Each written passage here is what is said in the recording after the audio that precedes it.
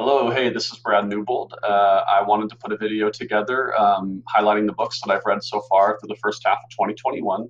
I've had a chance to engage with a few folks lately, sharing book recommendations, and that's always fun for an avid reader. And it kind of got my juices flowing, and I thought, hey, maybe there'd be a few other people out there that would like to hear from a bookworm and also possibly engage, share a couple of the books that you're reading, or leave comments below if you've read any of these books and have any thoughts about them. So without further ado, I've got a slide per month, and I'm just going to hit a couple of these books, and I hope that you've read a few of them, and if not, I hope you pick a couple of them up and try them out. So what happened first? Let's see, January, I read quite a few books. I hit Lee Childs for the first time. Lee Childs is The Killing Floor. Also, what's the name of the Tom Cruise movie? Jack Reacher. So it's all Jack Reacher books, and The Killing Floor is his first one. Honestly, I really liked The Killing Floor and Die Trying. Both were great. And I would say if you also love writing, the Killing Floor is worth it, even just for like the 20-page intro Lee Childs has at the beginning. He kind of talks about his writing style and why he created Jack Reacher and all that kind of stuff. But those are really good, fast-paced, kind of somewhere in like the spy kind of modern Western motif. Southern Book Club's Guide to Slaying Vampires, awesome. The first 50 pages are hilarious. Read them out loud to a friend. They will not disappoint. Very, very good. Cold Storage sucked. That was Amazon's algorithms trying to trick me. I really like Gentle and Lonely. I know there's kind of like a lot of commentary going on about that book and some of its theological particulars, but I personally benefited from it greatly and I enjoyed it. Tell Your Children, it was like I saw some Joe Rogan clip about a guy talking about how marijuana is dangerous, and there's a lot of studies that can prove that there's correlations between marijuana use and violence and mental illnesses, and that's a controversial topic, and I thought, I'd like to read more about that. Very compelling book. If that's an interesting topic, check it out. Paradox Bound, Peter Cline's kind of this guy that shows up on Amazon algorithms. They're just okay. Peter Cline, you got the job done, and for that I thank you. But Tana French's The Searcher, that one gets its own slide. This book is really, really good. I think it's the fourth or fifth book of Tana French's that I've read, and it's the slowest of them, and I think clearly the best. This really feels like a modern Western book to me in a lot of ways. It's a slow burn. It's kind of like a man with a past out in the middle of nowhere just trying to live a quiet life, and trouble finds him. And it's a very beautifully written novel. Tana French is, I personally feel she's a gifted writer. This is just, I would give this one high marks. I think I might even pick this one up on the road again. So if you were going to pick a book up from the first month, definitely I would say Tana French, The Searcher. Let's see, February is, so I met this guy through work, and he said, oh man, I'm a huge reader too. And I said, dude, you got to email me a bunch of books that you would recommend. So he emailed me like a list of 5 or 6 books, and I gobbled 3 of them down real quick. So Rosemary's Baby, Replay, and Lost Horizon were 3 that he really enjoyed. Room 14 was me picking up, oh, that's supposed to be Peter Cline. I don't know why I missed that. Room 14 is another Peter Cline novel. I didn't care for it personally, but it was, I don't know what to say. I'm sorry, Peter Cline, if you ever watch this, no offense. Rosemary's Baby, pretty sweet too, I'm not gonna lie. Replay, really cool. I love time loop motifs. There was it was a very emotional book for some reason to read. As a 40-year-old dude with kids, like this guy's reliving his life over and over again in this forced time loop, and he's trying to get things better, and things aren't always going the way that he hopes they would go. And very, very interesting book. If you did pick it up, I would just warn you, there's some adult content, which I could have done without. Didn't really know that till about halfway through. But Replay was a very interesting kind of science fiction book that stuck with me, to be honest with you. March, anything of note in March? Michael Reeves, I really like Michael Reeves. He's written a book called Delighting in the Trinity and Rejoicing in the Father. I got those for free at like a church conference once, Delighting in the Trinity, and so I stuck with him. Later by Stephen King is pretty sweet. Literally the opening paragraph or 2 is like, I see dead people, but not like Sixth Sense, and then it kind of goes from there. So it's a pretty cool, quick read.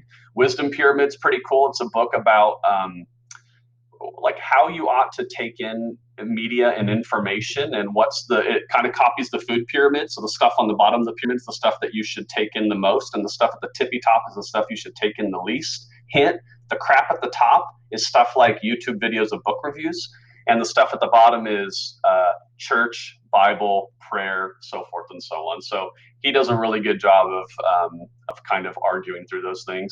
Albert Martin's Pastoral Theology Volume 2. I really like reading these. I have Volume 3 on the shelf, and I'll pick it up at some point. Very, very practical, which I think actually Pastoral Theology is called Practical Theology. I'm sure somebody who wants to can correct me in the comments below. Edification and Beauty. This one was really good. So if you're a Reformed confessing Baptist, which I am, my church confesses and holds to the 1689 London Baptist Confession of Faith. I really, really like this book. It's basically the practical ecclesiology of the Reformed Baptists in the 17th and 18th century, I think. And it goes through just kind of like the nitty gritty in the day to day.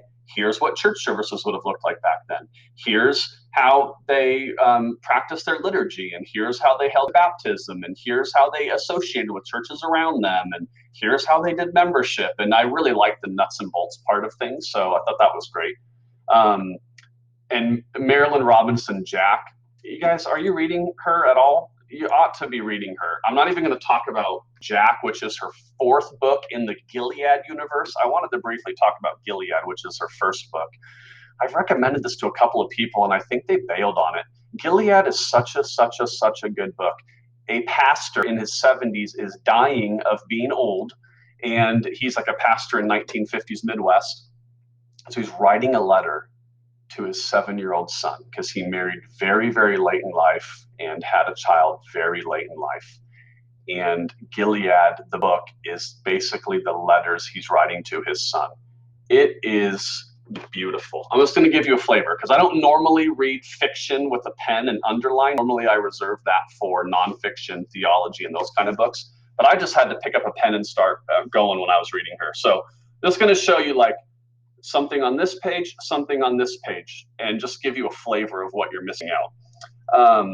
He's talking about how he's had some difficult nights. I'm sorry, I haven't been writing to you lately. I've been having discomfort. Okay, so he's an old man. He's dying. He says, I've decided the 2 choices open to me are 1, to torment myself, or 2, to trust the Lord. There is no earthly solution to the problems that confront me. He just nails it. He says, here's my 2 options. I can keep tormenting myself, or I can trust in the Lord. And then let's just jump over and see what he's talking about. So everybody in all the churches around town get the hint that find out that he's not doing well and he's sick. And so as good churches in small towns do, there's a meal train going. And so they're eating from all of the generosity of their neighbors and their church brothers and sisters and so forth. And so sometimes these are kind of hilarious. Since supper was 3 kinds of casserole with 2 kinds of fruit salad with cake and pie for dessert, I gathered that my flock, who lambast life's problems with food items of just this kind, had heard an alarm. There was even a bean salad, which to me looked distinctly Presbyterian, so anxiety had overspilled its denominational vessel. You'd have thought I'd died. We saved it for lunch. She's awesome. She's awesome. You guys are missing out. Let's see what happens. April. April is my sister's in a book club. She starts the book club. If you said, hey, Becky, who do you know that reads the most and wants to be in a book club the most and loves reading the mostest? She would be like, oh, my brother Brad, for sure. Cool. Hey, start a book club. Don't invite me. No big deal. Depressing.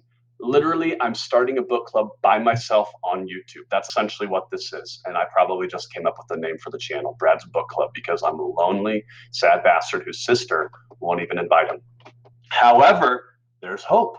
She says, hey, I'll tell you what the books are and you can read. So Crime and Punishment, I never had read it before. I was super thankful that our book club's willing to take on some challenging works. It's very, very good.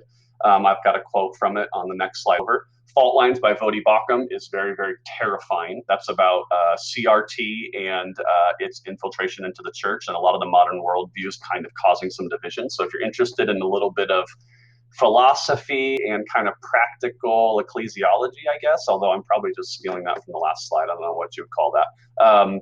World events, modern events from a biblical worldview. There's a little Al Mohler for you in there. Check that out. R.C. Sproul's biography, very, very good. Reforming Apologetics. If you want to go down the rabbit trail on theology, hit me up and I can explain to you why this book is very helpful, especially if you know a lot about presuppositionalism and Van Tillian apologetics. Then you might enjoy reading about the classical apologetics, and I think Fesco does a pretty good job of unpacking it here.